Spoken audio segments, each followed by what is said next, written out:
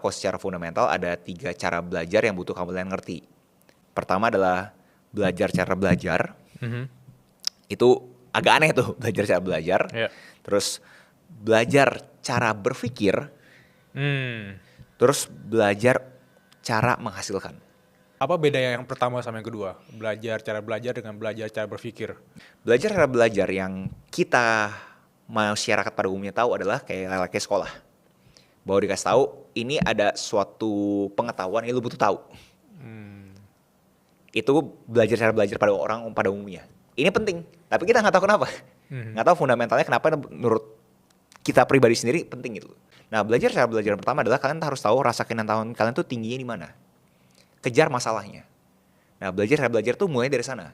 Kalau misalnya di zaman sekolah, kita adalah belajarnya kita adalah belajar untuk tasnya bagus. Yeah.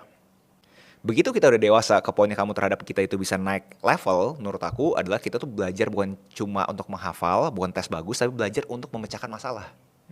Nah, belajar cara belajarnya ini harus diubah nih. Dimana kalian ngerti gak sih fundamentalnya gitu loh. Kenapa kita harus belajar ini? Nah, yang kedua adalah belajar untuk berpikir. Begitu udah kalian tahu bahwa ternyata gua harus mulai dari masalah, pikirin gimana caranya ini masalah bisa jadi suatu yang terpecahkan secara sistem yang diulang-ulang terus. Yeah. Jadi nggak usah terus-terusan kalian berpikir bahwa oh yaudah gue beresin terus aja masalahnya, gue beresin terus masalahnya. Kagak, gimana caranya ini jadi sistem. Nah, pikirlah di sana. Nah, itu juga orang susah.